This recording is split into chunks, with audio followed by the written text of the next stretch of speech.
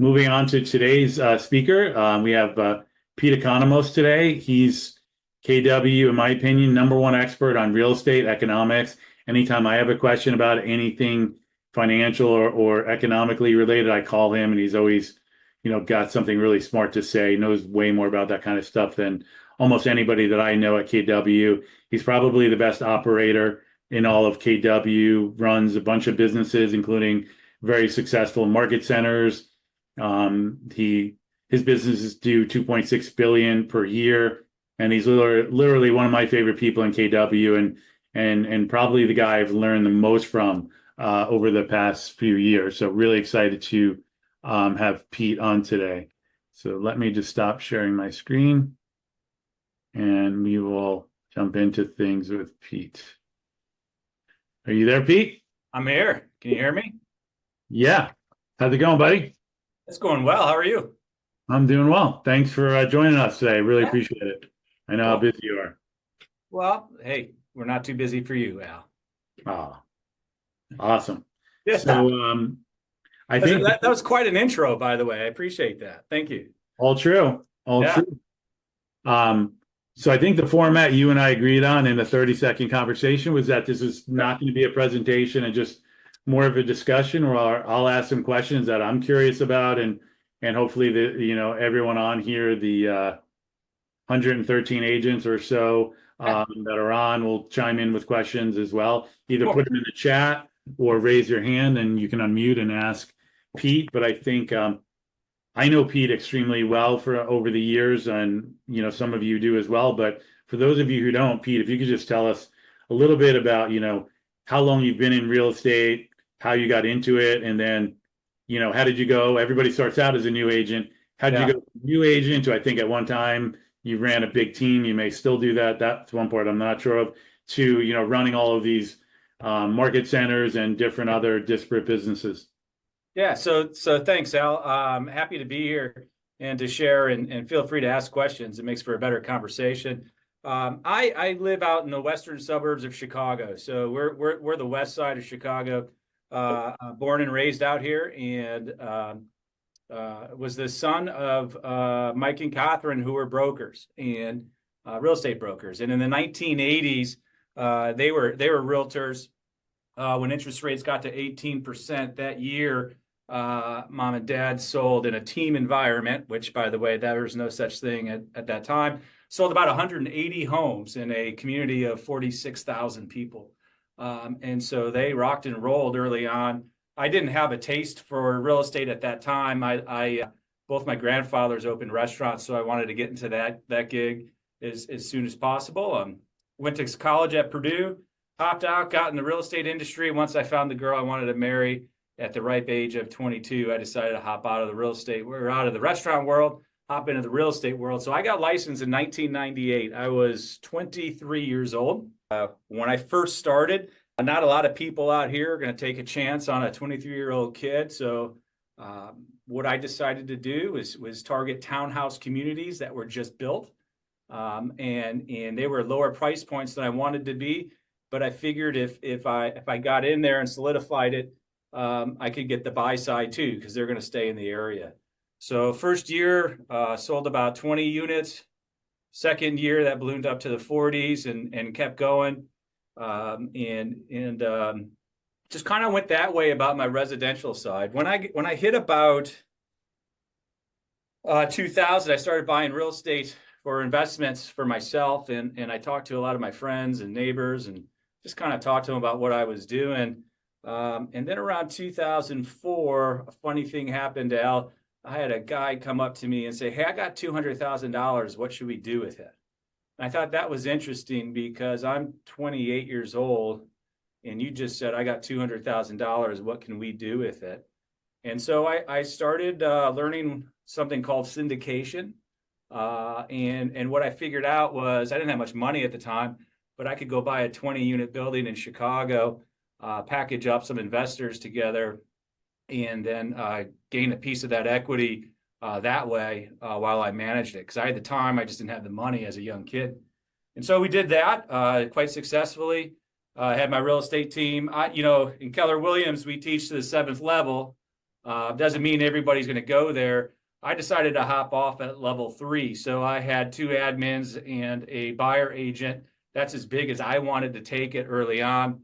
And did quite well.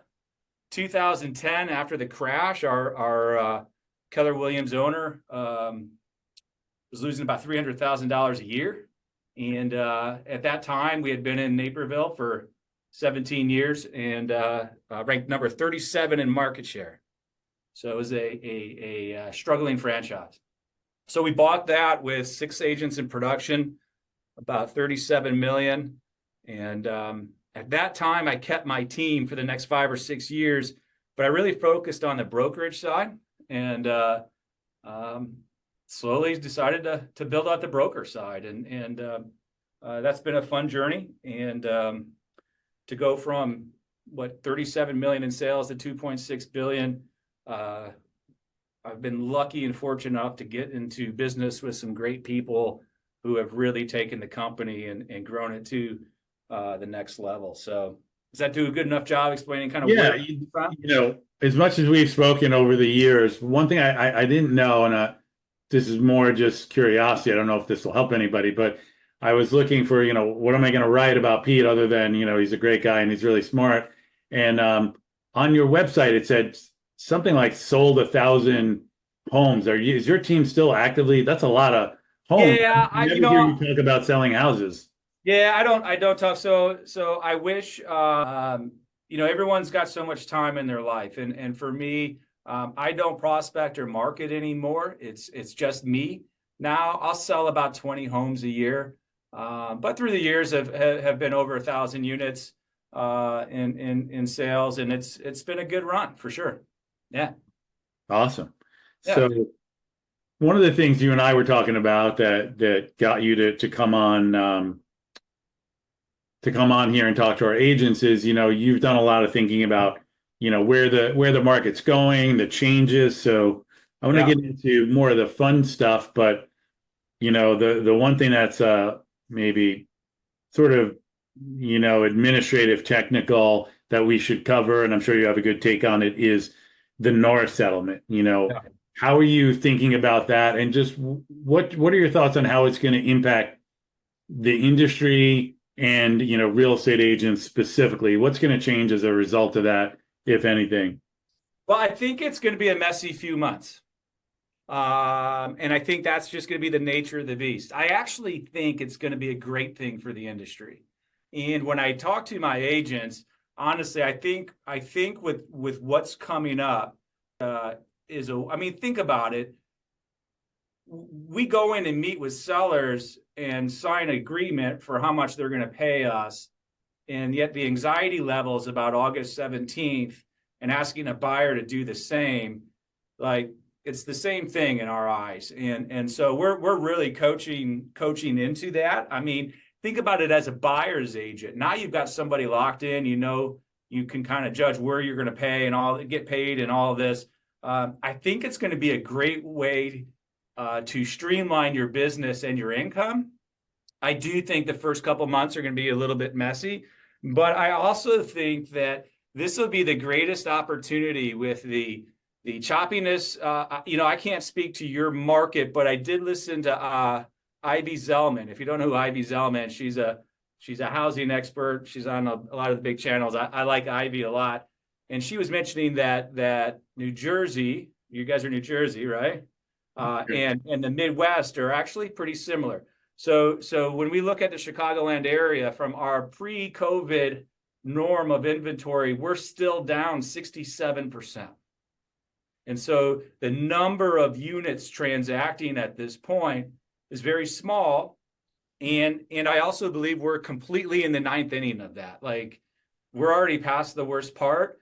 And the way I'm kind of looking at this market for our agents is the same way I'm running my own business. First off, what an amazing time to kind of reinvent, to rebrand, and to look at your systems and models and how you're running your day-to-day and use this time as a way to catapult you. So what I mean by that is I think the 3rd and 4th quarter, we're going to kind of ride it out this year, at least in our neck of the woods. And from what Ivy was saying earlier, kind of sounds like you guys are too.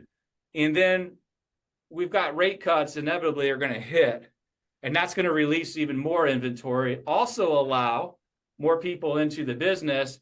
And all through this choppiness, I think we're going to lose a lot of agents, especially some long-time agents who just don't want to deal with the changes, are close to retirement, and decide, you know what, I'm going to get out of this. And alongside of that, you've got agents that are going to get out of the business because the business is a grind right now. And I look at it as this is the greatest opportunity I've seen in my 25 years for someone to go from 10 units to 20, from 20 units to 40, from 40 units to 80, and from 80 to 160. I've never seen a time, in my opinion, next year that will be an easier time to double up on market share. But it's only going to happen for those people, in my eyes, that are going to use this ninth inning, per se, of this year to really take a hard look at their prospecting, marketing, their operations, and how they do things, and get that much more efficient. If you're going to spend that time to get better at what you do, get more efficient at what you do, and be able to do it more, I don't see why this would be a very difficult market in 2025 to double up, Al. That's kind of my take on how I'm looking at it. You know, I guess, like you say, well, he's just saying that and trying to boost us up. Hey, listen, we just opened 3 new locations. I've got 2 new locations coming fourth quarter and first quarter.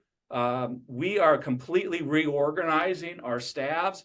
We're realigning job descriptions. We're going to get really crystal clear on what we do, get really more focused on what we do to be able to serve our agents better. And that's no different from you as an agent taking a look at what you do and going, hey, how can I 10X what I'm doing? Because when this market takes off, I'll be ready for that surge. And I kind of think those people who wait till the surge hits, they're going to miss that market. And what I mean by that, I believe, depending on certain events, right, weather and different things, but first quarter, I believe we're going to see this market take off. And if you're already got the plan in action and have been doing so since October, November, and working that plan, you're going to take off right with it. If you're waiting till February and then realizing, oh, shoot, like this market just turned on a dime, you're too late. You're going to miss it. And so I'm looking at my market center the same way our agents should look at their business, that this is the time where you're going to be able to double up here in the next 18 months. No question in my eyes. So I'm super optimistic about the changes, because I think it actually, a lot of it's probably warranted, right? It changes some conversations. And it also is if you're working with buyers, it's going to lock them in with you, I think, a little bit more hand in hand than where we've been previously, as far as moving forward. So does that make sense to you? Yeah, absolutely makes sense. Yeah. So I hope you hear my energy level. Like, I am pretty fired up. Now, that being said, August is going to hit, and we're going to have a little bit of, some murky waters for a couple months, kind of navigating all of this. And that's the time, man, that I just kind of put my head down and kind of drive through the smoke. Have you, totally non sequitur here, I had a different question for you, but I'm just curious, have you heard about these changes that EXP is doing that have come out today and yesterday? Yeah, I heard that. And honestly, I don't know what your state rules are, but so I believe what you're referencing, Al, is that they're not going to allow their sellers to compensate a buyer's agent. Is that what you're referencing? Yeah. And I saw it online yesterday, and I thought maybe it was just online nonsense, but now this is being sent out by the regional leadership at KW, saying that that's what's happening. Yeah, I find it interesting. I guess I have to take a look at it and go, I would never, like, for my agents, I never plant a flag and say, hey, this is the way it's got to be done, because I believe our agents are entrepreneurs and should be able to run the business within the guardrails of how they want to run it. And I find it interesting that a company would dictate that. And what I mean by that is if a seller wants to compensate a buyer's agent 7%, I'm just throwing out, like a fun number, and they think they'll get more money and sell it faster because of that, why would the company limit an agent on what they can and can't do? I kind of wonder, is that serving the client in the best way, or is that just kind of covering your ass, Al? I mean, I'm just being honest, and I don't know. We'll see how that works out. Yeah, saying this change is mandatory. eXp Realty does not share compensation with the buyer's broker.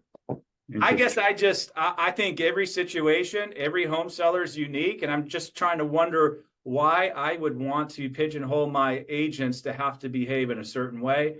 I'm just not a believer in that. I believe in pushing and towing the line and trying new things. So that's not something we'll practice here. So if I'm understanding what you're saying, you think it's going to be still a little bit this difficult-ish market.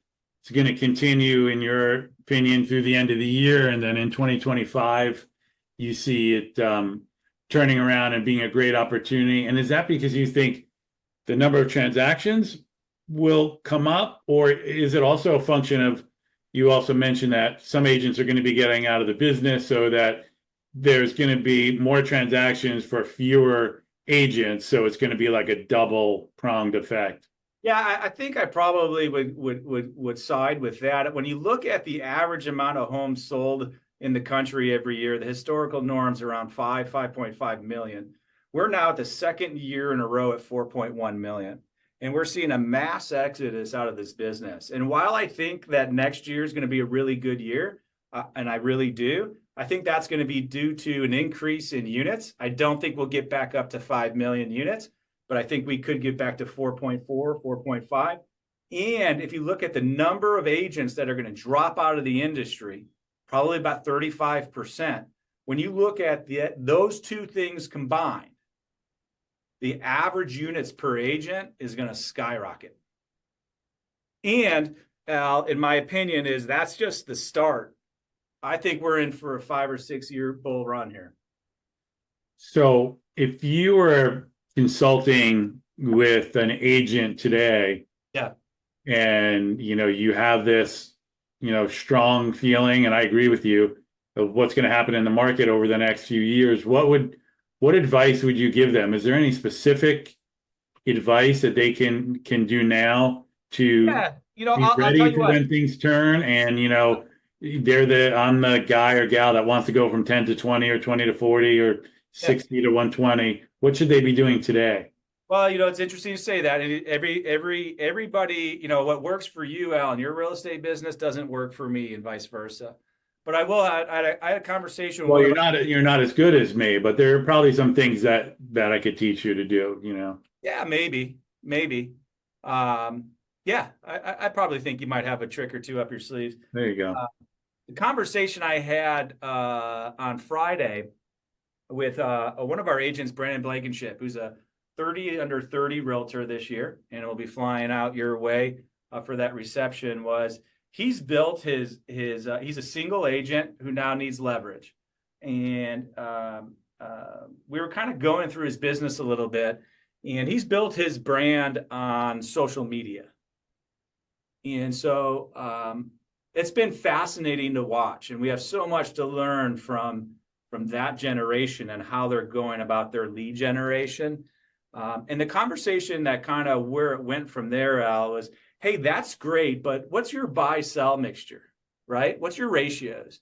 And he's about 60-40 buy side versus 40% list side. And a lot of that is because how he's prospecting, we think. And so one of the things we talked about was, hey, how do we raise your average price? He wants to bring on a full-time admin, not sure he wants to bring on a buyer's agent. He's already got a transaction coordinator. And so we really talked about like future income on where he wants to go. And for him, he doesn't want to work any more hours, right? So he wants to be able to leverage to get his time back, right? We leverage for two reasons: get your time back or make more money. And so he'd actually like to get his time back. And at the end of the conversation, what we came up with was, he needs to take what he's doing and continue it, and to not create more work. We have to strategically, remember he's 28, 29, strategically think about how do we raise your commission level. And also in the coming months, right, we have a lot of changes on the buy side. How do we wrap up and get that listing ratio higher? And one of the things that we came out of that meeting with is he's going to actually dive into farming. And the reason why we got there was, we've identified a couple different places he can raise his average price. It's all listing based, which is what he's wanting, right, to get his time back. And B, to set up that 12 direct plus everything else that he wants to do, his full-time admin can do that, which means he's willing to spend the money to get his time back. And that's the direction that Brandon wants to go. So that's just someone who's selling 30 to 40 units that wants to get to 60, but doesn't want to work anymore. And that's kind of how we broke down his business. To go from 10 to 20, at the end of the day, that's taking a hard look at your sphere of influence in your database and diving into that, because I guarantee you've got 10 units in your database that you're just not mining and touching base with. So that's more of an activity level, I think, of just upping your activity, getting systemized on how you do that. And then to go from the other spectrum, to go from 50 to 100, that's going to be another leverage piece. Take a look at your systems and understand, hey, we've got so much time in the day. How do we do more? And we're probably going to have to bring on more people to get there. So whether that be through a VA, whether that be another admin, you name it. But right now, I'm advising a lot of our people that, on the buy side agents, I'm not sure I'd bring somebody on as a buyer's agent at this time unless you absolutely had the overflow. So Brandon and I just talked about, well, why don't you partner up with some agents in the office and refer it to them? That way you're not hurting those cats either, right? And you can just focus on what you're doing, which is what he decided to do. I just want to see what this murkiness in the next couple of months. By the way, it's going to settle out and be awesome on the other side of it. When you've been in the business, so I'm 25 years, but then my parents started in 68. So when I've seen all these changes, even going back to the 90s, like lockboxes are going to put us out of business. Zillow's going to put us out of business. The internet's going to put us out of business. And yet last year, more people used a realtor than any other time in history. So I don't think the sky's falling with this change. I think it's going to be a little messy. And then when we figure it out, because we're an adaptive crew, we're going to go. That's my take. And I think, with this messiness and uncertainty, it's where we excel. It's similar to how we excel during COVID, because we're talking to agents at other companies every day, and they're like, we haven't had a single meeting on this. We haven't gotten any direction. We don't know what's going on. And it's crazy. We've had more meetings than I care to talk about. There's one going on every single day in our market centers, and our brokers of record are going on every Zoom. And I mean, they can speak chapter and verse. They know more than the attorneys that are involved directly in the North settlement do about what's going on. I tell you what, in our market centers, what we're starting to get now is our top agents are wanting to lead masterminds and discussion forums in our offices with agents going over buyer presentations and buyer agreements and all of that as we anticipate the changes that are coming. And agents are flocking to it, but our top agents are loving it because they're literally crafting their new presentation with an audience who's willing to give them great feedback on where it's got. So we're seeing everybody starting to come together and just practice skilling up, Yeah, that makes a lot of sense. So one of the things I always think about for me as a consumer of this kind of content is I always, if I can come out with one thing that I'm going to use, like a nugget, either a tool or a system or a piece of advice or even a quote, that I can go and act on. So it doesn't even have to be, it could be related to what we're talking about or unrelated. If, I'm one of the agents on here, and I don't know if you would give a different nugget, based on where they are with a new agent or a capper versus somebody running a big team versus somebody running a team leader in a market center. But is there anything, specific that somebody could take notes and say, you know what, Pete told me that I should be working on this or using this tool or doing that I can go and implement? I know I'm putting it on the spot. If there's nothing that comes to mind, we can it's kind of a cool question because no time in my tenure of doing what I do have I seen an industry vet that sells about 70 or 80 million dollars annually of real estate, so about 120 transactions in my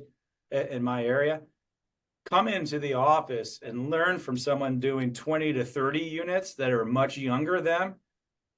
I've never seen that in my tenure doing what I do. And the reason why we're seeing our vets come in to do that is they're trying to learn from these young guns on what they're doing, right? And at the same time, our young guns are trying to diversify into what the old timers are doing. And so the collaboration, honestly, has been fantastic. Now, I don't know the cities that you live in, the population, but we're wall to wall cities here. There's enough real estate for all of us, right? Like there's plenty of real estate out there. So let's stop, hiding, in my opinion, the agents that are going to reinvent in this time. I've always believed in rebranding our business every 3 to 4 years. That's just my belief. Like I got to take a look at what I'm doing. And then about every 4 years, we take a hard look and go, all right, let's scrap this. If we were to start again, what would it look like? And if I were to give you one piece of advice today, this fall, winter would be that time. How do I go back and evaluate everything I'm doing as a business owner to get me to the next level? Now, people look at that and some people get nervous about a business owner. Listen, if you want to sell 5 properties a year because that pays for your family's vacations, amen. How do we get you there, right? If you want to double that, amen. Let's teach you how to get there. And let's just keep going down that path. And what we're finding is our agents are really trying to pull together, come together, and just kind of brainstorm, how are we managing this workflow through this new buyer rep? By the way, in the state of Illinois, we've always had to have buyer representation agreements signed. Now, very rarely did it command how much money we're going to make. So that's the new thing, right? That's what we're trying to navigate. I don't think it's going to be that difficult if we just get together in the same room and just work with one another to skill everybody up. This is going to be a skill-based market, gang. At the end of the day, the people with the most skill, they're going to come through this and double up. It's my take. Makes sense. I like it. So you run a huge team, run a bunch of businesses. Any advice for agents on, I just jotted down a couple of things I was thinking about, any leadership lessons, over the years, that your philosophy on it, or how you lead people, or mindset, how you stay positive during difficult times, or productivity hacks, anything like that?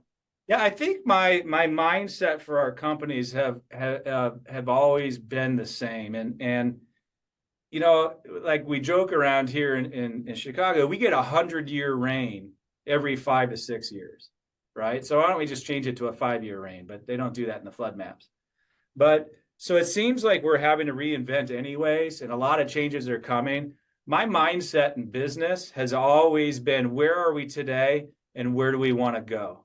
I rarely look back, right? So when we're going through the messiness of it, where are we at today? Where do we want to go?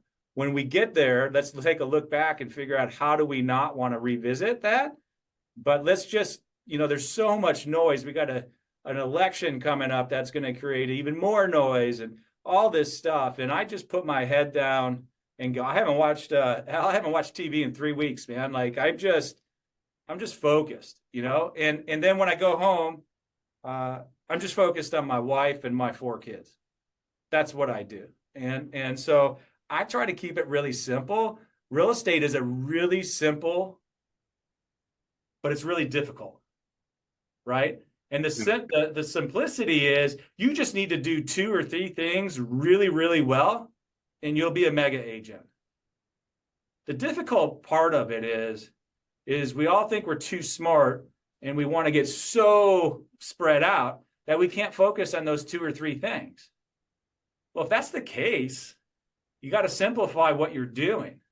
Another mindset as an agent for me, and again, my kids are older now, but I was done at the office every day at 1 o'clock. So I time blocked till at 1 o'clock. And then every day of the week, I had 2 time slots I could meet with a seller or a buyer. And then on Saturdays, I'd have 3 time slots. And on Sundays, I wouldn't. That would be my day for me. And what that allowed me to do is become a better father. I never missed a game.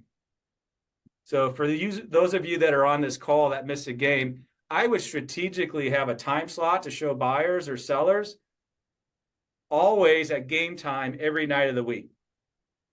And then when I filled in my calendar of my kids' games, that appointment was slotted, right?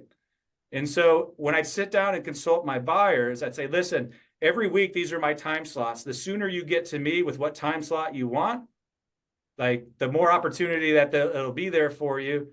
And I was able to really drive my schedule in that way. So as far as like mindset or anything like that in your agent business, you got to control your time. And if you have the good conversations up front and you're really well thought out on those conversations, you can successfully lead through this business without getting burnt out and keeping your relationship at home with your kids and your spouse at a high level. That's a big thing for me. So I rarely have missed a game in my life. And even Mark Willis called me last year on a Friday night, and I was watching my boys play football.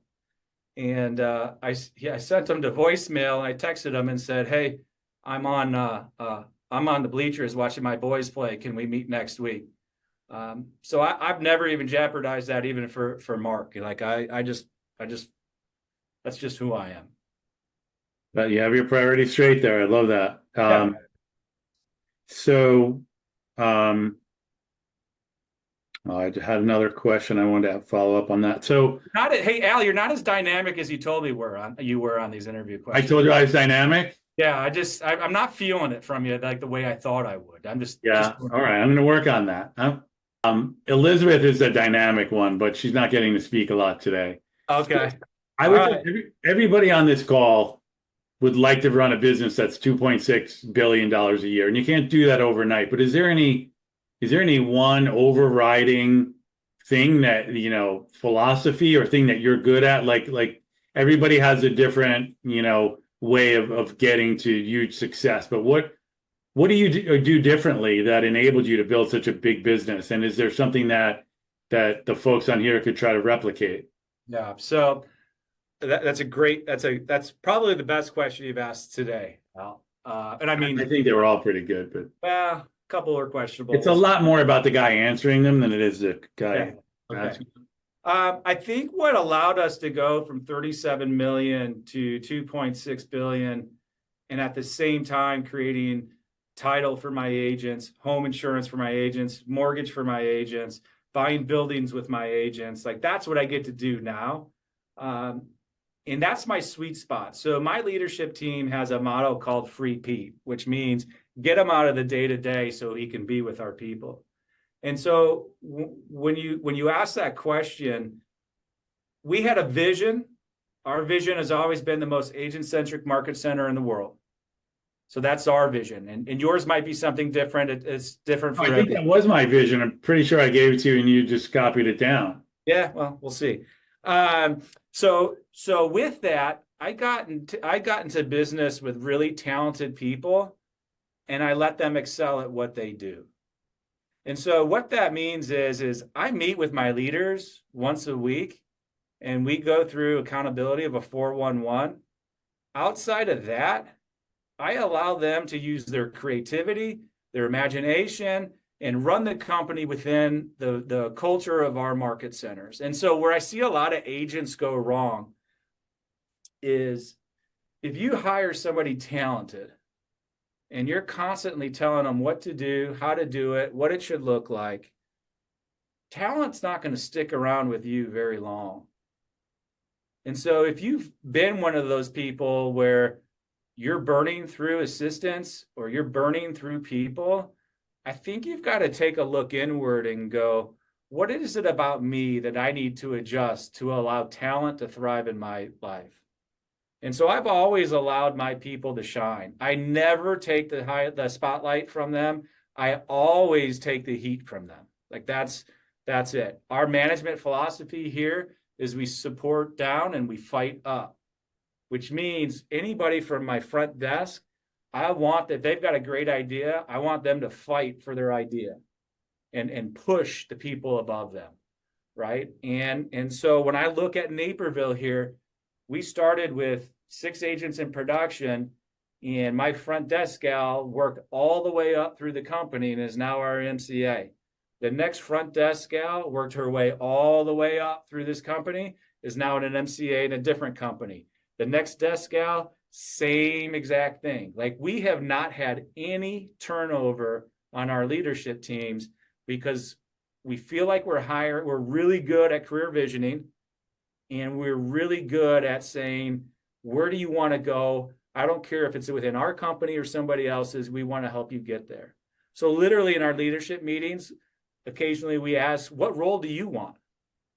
And they might point to our team leader and say, I want her role. Awesome. How do we help you get there? And that's kind of been our deal, man. Like, we're just honest. We when we make an error, we empower our leadership teams to err on the side of the agent. We'll clean the mess up later on the ownership side.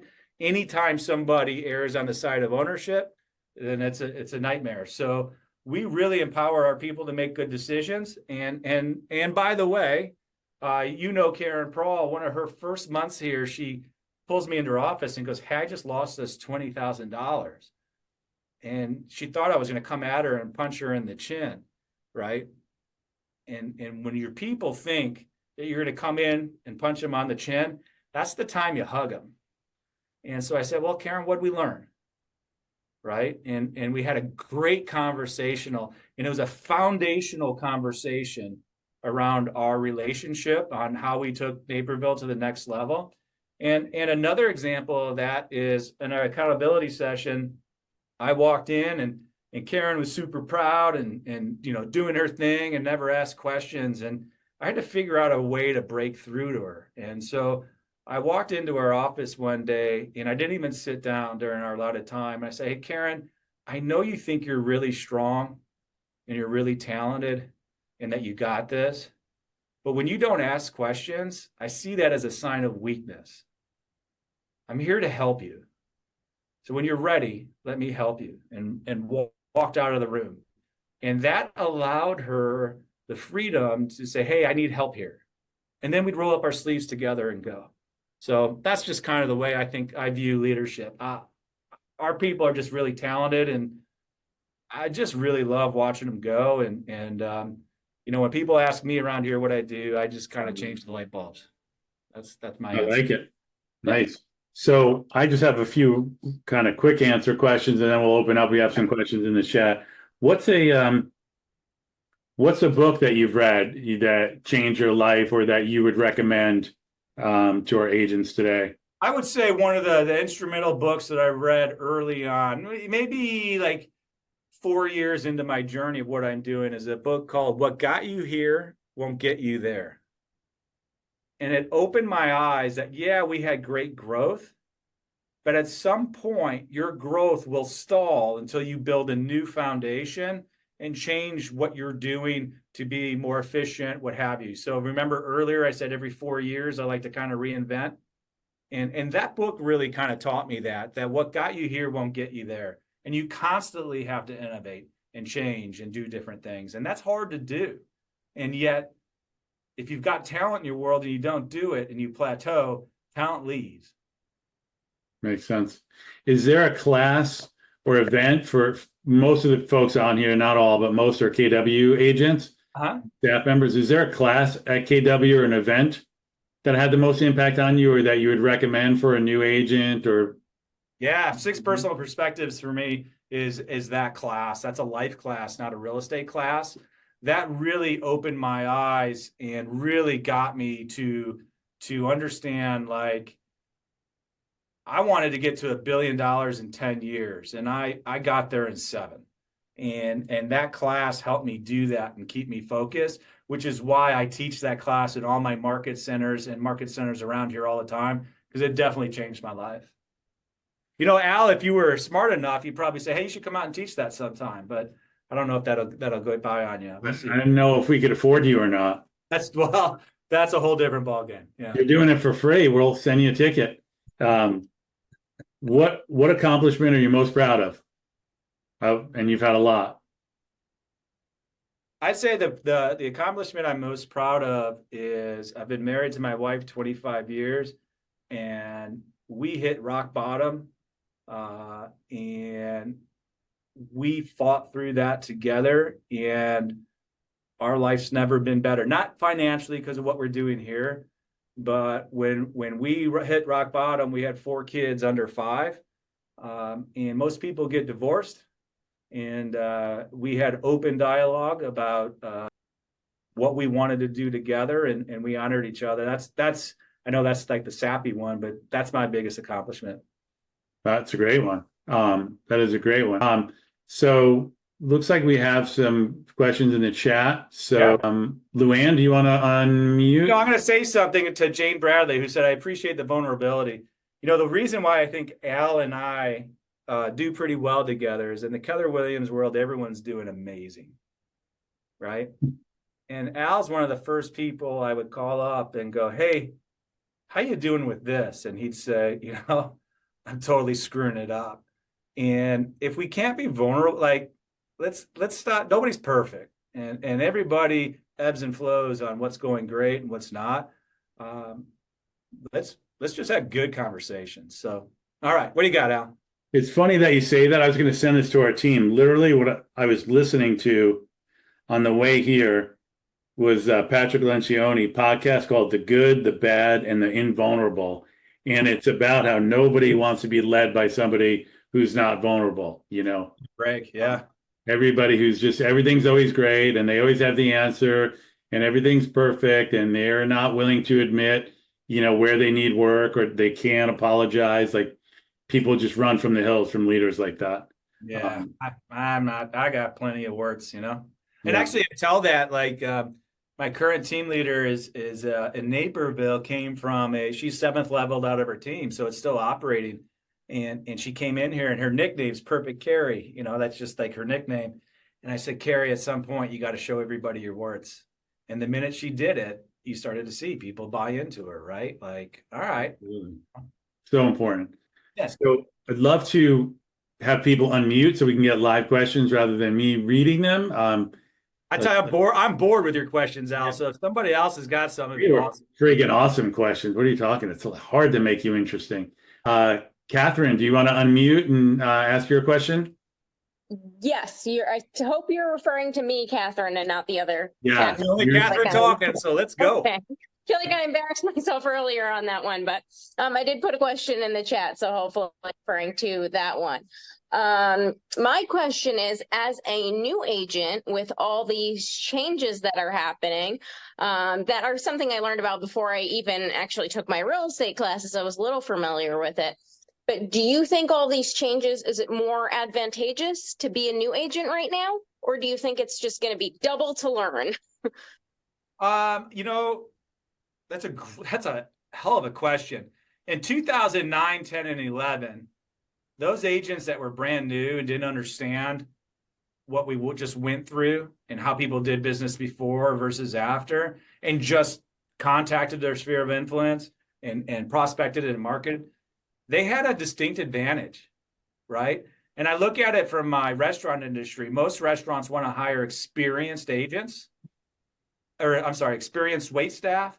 I never did because I had to break all their old habits. So there definitely is an advantage of being new. And that being said, I'd much rather be an experienced agent who's willing to relearn. So if you're an experienced agent who just, everything, going to be a tough market. If you're an experienced agent who's willing to like roll up your sleeves and relearn some stuff, you should be able to go. But I think it's a great time for both. Awesome question, Catherine. And Catherine, I think specifically here, the great thing about our group, you can pick up the phone and call the biggest agent in the company and they'll take your call and answer the question. I see some of them on here. Paula Clark is on here. She does 80 or $100 million a year in business. And if you called her up and you had a question, she would take your call and talk to you. And that goes for every one of our top agents. Obviously you want to be cognizant of their time and, try to return the favor in some way and give them some value. But even if you didn't, they'll take the call. And it goes for me too. I can pretty much pick up the phone and call somebody at KW, and they'll answer my question. Not like they do with Pete. I mean, Pete literally talks to Gary Keller and Mark Willis all the time, who are the two top people in the company. I went up to Gary once at an event, and the security team tackled me. So I don't even get within 5 feet of him, but Pete's, goes out to lunch with them. So if you need to get close to the real power center, go to Pete, not me. Baruch has his hand up. Did you have a question?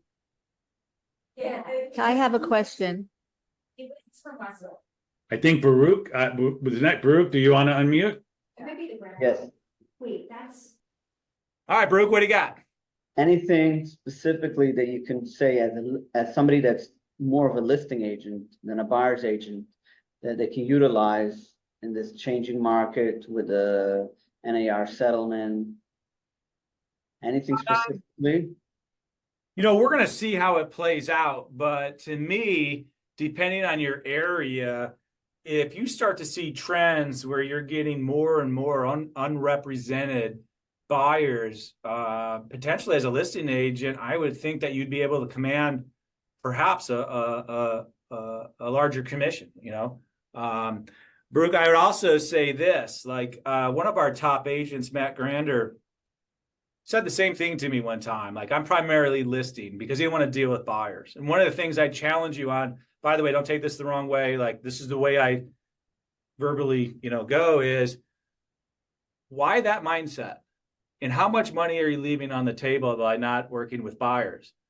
If you're looking at our models, right, and you can run any model you want, but for every listing, you should get a buyer off of your marketing.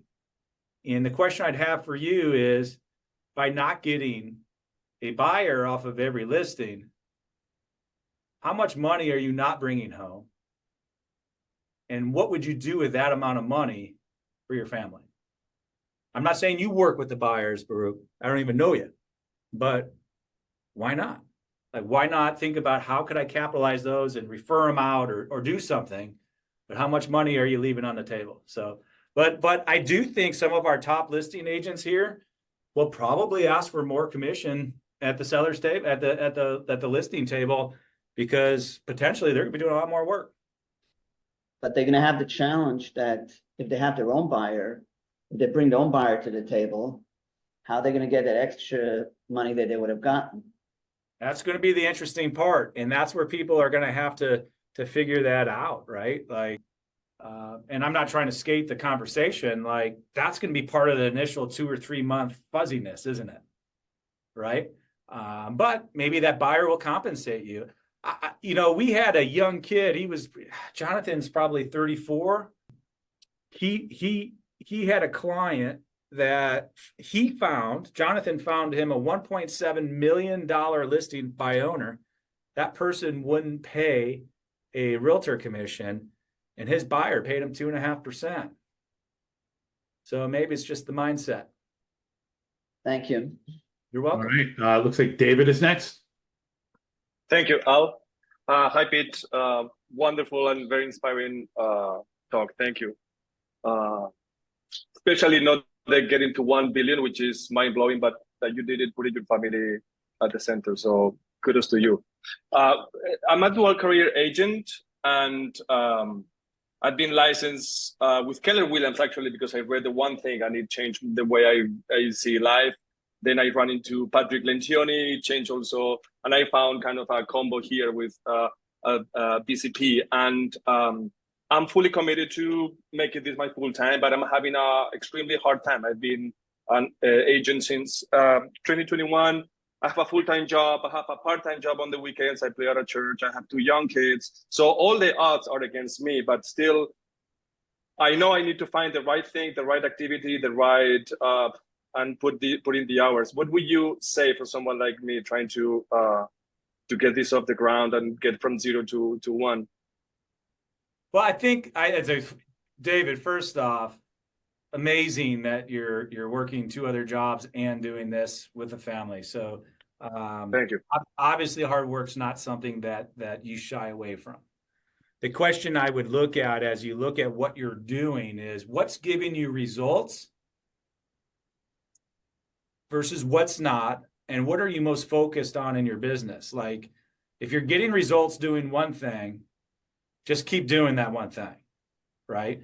And I don't know, in this market, coming up, I don't know, but open houses, it's funny how like different styles of generating business hit, but I would focus on doing the least costly activities. I would focus on being prospecting based, marketing enhanced. Marketing enhanced, prospecting based is much more expensive. And I would start really connecting with agents in your office and finding ways that, for some people who might need some leverage, David, maybe you're that leverage piece that they could utilize. Not saying you're joining a team, but hey, if you've got overflow, let's work something out where I can do certain things and start building up, right? Start building some momentum of money coming in to where you can get rid of that second job and then eventually get rid of that first job. Yep. Great. Thank you. You're welcome. Thank you. Paula Clark? Think you're muted still. Okay, first, thank you so much for doing this. I have a question from a Greek to a Greek, obviously. All right. And so, Milas Elinika. I don't know. I'm second generation, man. And I'm the youngest of my family, so my parents gave up on me. So, question, where are they from? My grandfather was born in 1900 from a small village. They were all shepherds in 1900. 1908, sent him on a boat by himself. He sat at Ellis Island for 4 months until someone from his village claimed him, brought him to Chicago, went to kindergarten at 13, and by 1928 had 4 restaurants in Chicago that he owned solely. So We have a lot of family in Chicago. And my Too. mom- Sparta, my husband's family, the Greek side is from Sparta. But thank you so much. You definitely have done a great deal. And I think that the work ethic comes from when you're younger. And if you're a worker in any market, you will do great in this market. yeah, I don't though mistake though a smart worker from a not smart. Waste a lot of time. Yeah, that goes without saying in some cases. You have to work smart and you have to learn to delegate, in my opinion, to the people that are good at that job. You are not good at everything and you need to, take responsibility for not knowing everything and asking questions. Yeah. I'm with KW now 3 years. Cool. And after being with Coldwell Banker for 23. So it's the best place for us. We're very happy. Great. Glad to hear She's that. been with us 3 years and we've been trying to get her to come here for 20 years. So Awesome. But he did it. See, he persevered. There They we did go. it with Colleen. Hey, I want to go back on one question. Barack had something. How would you convince a seller to offer a buyer's commission, or you wouldn't? Well, first off, I don't think I'd be convincing anybody of anything in the new changes with a seller. I think I'd have the conversations about pros and cons, right? So if we go in trying to convince somebody paying a commission, I believe that becomes an adversarial conversation. So how can you set the conversation up in a way that now it's a consultation? Like, I think about it when I go in and meet with a seller, one of the first things I say to them is, hey, listen, we're going to discuss the market. And then we're going to discuss where your house fits in the market. And then we're going to have a good conversation about where you want to price it. That's a different conversation than saying, hey, I think you should price it at $799, right? I want to take the consultative approach in that conversation with the seller. So let's talk about the pros and the cons, right? A con, well, if an agent's not being compensated and that buyer's loyal to that agent, perhaps they're not going to show your home or want to see your home, right? There's different avenues that you can go about it. I would tread lightly on the convincing and have more of a consultative conversation with my sellers, for sure. makes sense. I like it. Luann, did you get to ask your question? Are you still on? I'm still here. I have a million questions now as I keep listening, but thanks, Pete. This is really helpful. Yeah. He's got nothing else to do. He'll stay on all day if we need him. I love, Al was really nervous about this, I think, because I'm like, let's just have a good conversation. That's the way I go. He's like, I don't know if you're going to make it this long. I'm just sending one text saying I'm running a little late, and I'm fine running late. So, okay, go ahead. Okay. My question was, you said you had a plan, with this all these changes. How did you change your plan? Is it different than what you've usually do? Like, what should we do the fall and winter? You said we should really change it. So Luann, great question.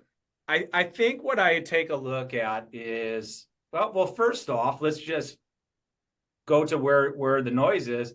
What's your buyer consult look like? That's a big thing. Right. Yeah. Like, is it set up for this environment? Are you sitting down, Luann, with somebody and just saying, hey, we're going to go take a look at these houses. I'm going to set you up in an automated search, blah, blah, blah. Let's go. Sure, Because you've never had to do it before. Or are you sitting down there going, hey, this is why you work with me. And this is the things that we're going to do. This is how I'm going to consult you. How am I showing, what is your value proposition? By the way, you're going to find out real quick if it's good or bad. And by the way, the answer is okay, because if it's bad, then you're going to have to take a hard look at what you're providing and say, you know what, I've got to make some changes. And that's kind of what I'm saying there. Right. Okay. Yep. Right. So, first and foremost, that's it. It's my What's your value proposition? Well, thank you. Because think about it, Luann, like, what's your client going to say? Well, you open doors. Like, come on, give me a break. When's the last time, 98% of the people, they see all the homes you see, right? They can have someone open a door. If that's your value proposition, you're going to struggle. So what is your value proposition? How do I consult with my clients to ensure they're getting a great deal? How do I consult with my people to make sure all the I's are dotted, the T's are crossed, I'm protected from my investment that I'm making, right? And I think you've just got to change some of that language up. That's my take. Right. I find the hardest is trying to get my buyers I've been working with. If they didn't sign the agreement, they didn't, they never had to pay my commission. Now getting them on board with the new, I think it's easier with new buyers. Yeah, well, for sure. And let's be real honest, you don't get that thing signed, you're probably not getting paid. So might as well cut it off now and save your time. Yep, I agree. Thank you. Yeah, you're welcome. All right, Phyllis. Hi, Phyllis. Thank you. I'm here. Pete, I want to thank you so much for just coming forth with your business philosophy. It blew me out the water, and I'm just glad that you shared that with all of us, because it's an amazing business philosophy. I loved how you did the support down and fight up, how you emphasized being skill-based is something that I live by in terms of training agents. The book you offered us, What Got You Here Won't Get You There, an amazing book. And that question, what's your buyer consultation look like? And the reason I said all that, I want to know, would you be available even via email to help us shape what our calendar might look like, so that our agents, for our calendar to look like in terms of training classes? Some interesting things, like some ideas like this one.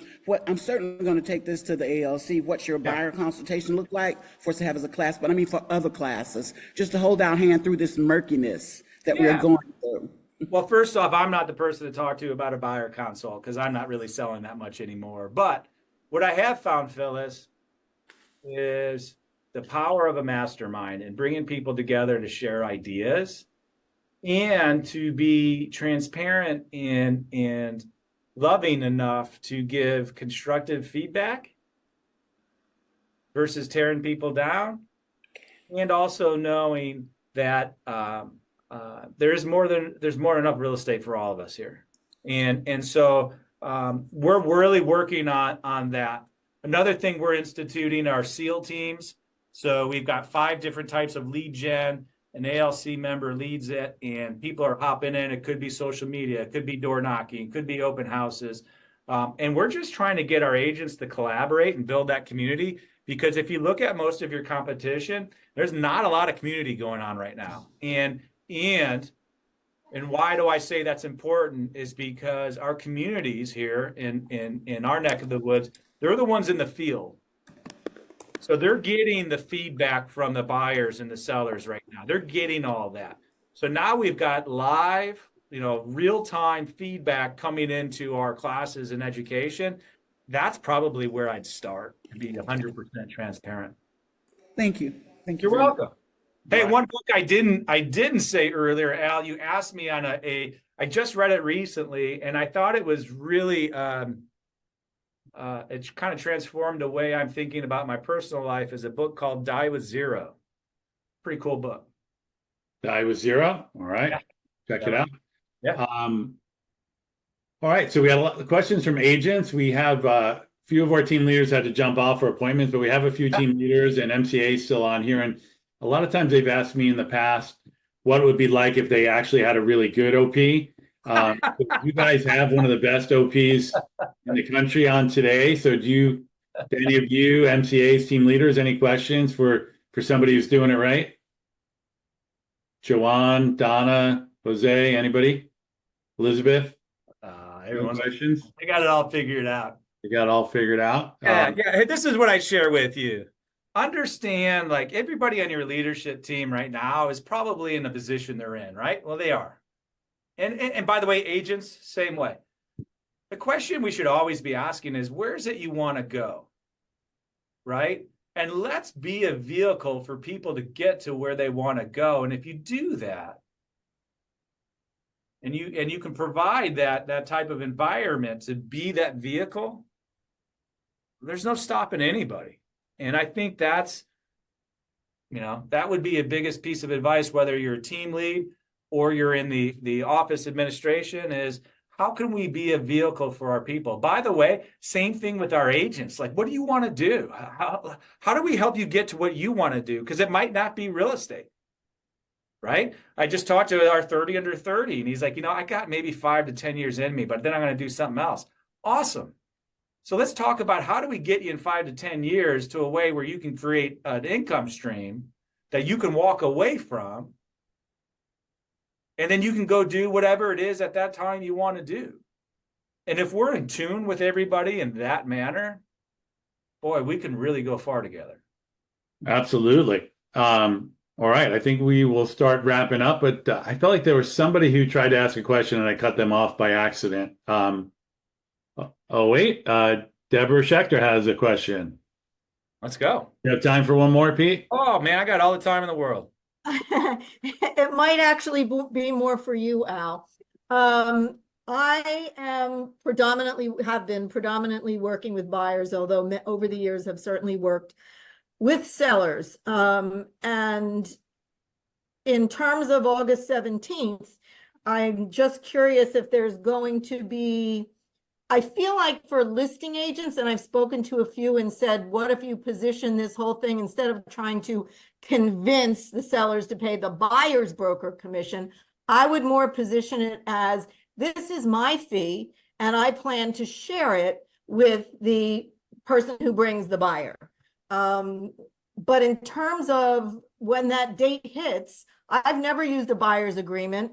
And I've worked with a lot of buyers. They're all buying over $1 million, and they're nickeling and diming everything. So I actually do not know when that date hits.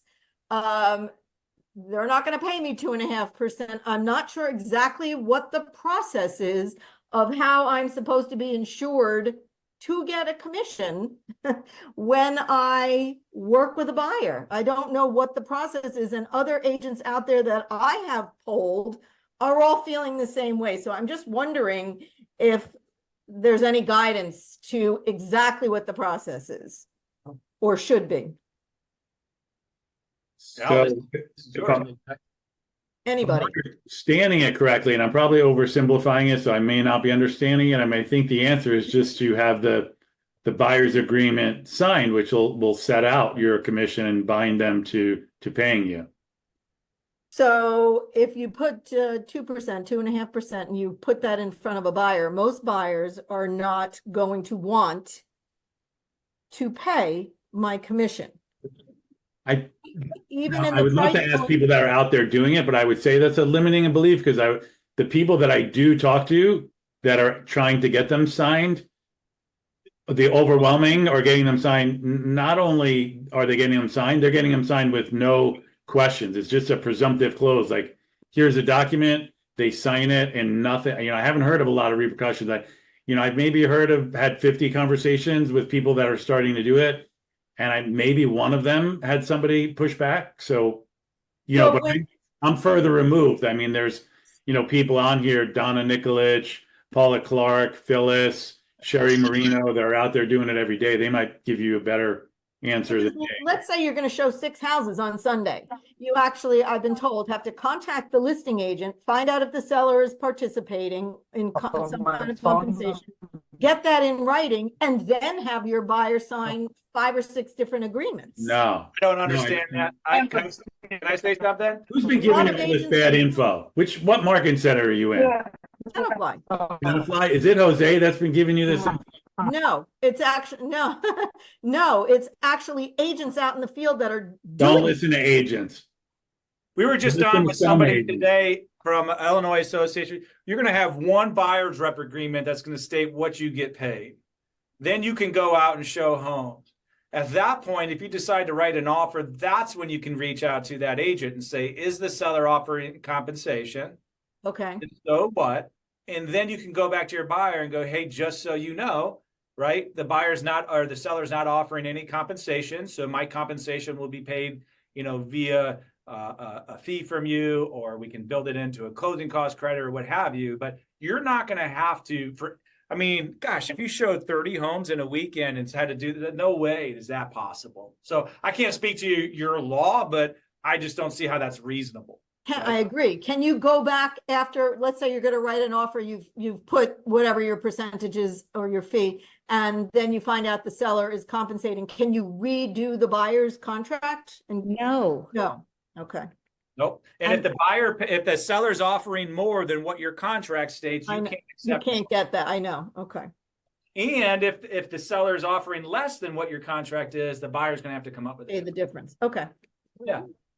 So, but I think it's pretty simple. So if your commission is 2.5% and the seller's offering 2.5%, then it's just simple. If the seller's only offering 2%, then the buyer's only on the hook for the 0.5, right? So is there wording in that buyer's agreement? Let's say the seller is offering 2.5%. My buyers signed the agreement to pay 2.5%, but obviously it's going to come. Is there some kind of, how do you put the provision in to say, okay, it's going to come from the seller? It's already in that buyer's agency agreement. Yeah.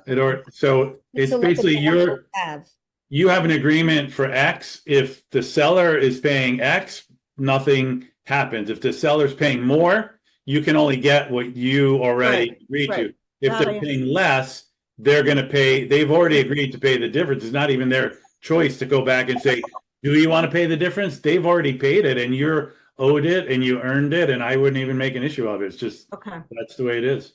All right. Thanks. That's my opinion from somebody who doesn't sell houses, but But can I say something? Deborah, there is an agreement that was made at the office, at the Valley office. And I know I talked to Joanne about this, and Joanne, you can reiterate that each office has their own buyer's agency agreement, and we tweaked it just to be a little more simplified, but you could do each buyer's agency agreement with every single house that you show and then explain it. Because most of the homes and most sellers agents that I've been speaking to that list a lot, we're not going to give out nothing. In fact, Right. I'm not allowed to say this, but off the record, I probably won't want to represent them. Got it. Okay. And there's a provision in there that says, I have to go through it because I've been waiting because it's been tweaked a couple times. So I kind of have been waiting for the final version. Now, we've had the final version, and you were supposed to be doing this as of last week, July 15th. Oh, I thought it was August 17th. No, it's August 1st now. It's actually August 1st. Because the governor of New Jersey said that New Jersey has to start August 1st. Okay. but it's very simple. It's a simple form and you have 8 days, so you're not late. You could, no problem.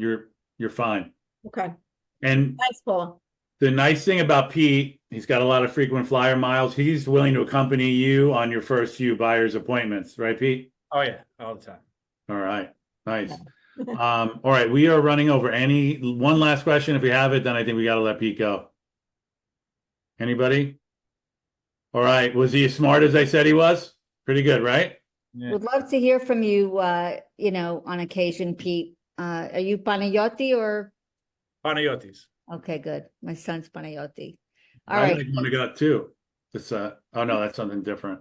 All That's right. his name, Panayotti. It's a very, very good name to have. Yes. Economos. It's economics. That's what he It that's his comes from thing. the Greek word. It comes from the Greek word. They all come from the Greek words. Just You kidding. Greeks. But Deborah, in all seriousness, if you have any questions or anything and I can help in layman's term, I'm happy you can give us a call. Thank you very much. I appreciate it. Okay. All right. Thanks, everybody. Thank you, Leonidas Economos. We appreciate you. Leonidas. See you guys. Awesome jumping in. Have a fun combo. Al, Yeah. appreciate you, buddy. Thanks, buddy. You too. All right. See you. Soon.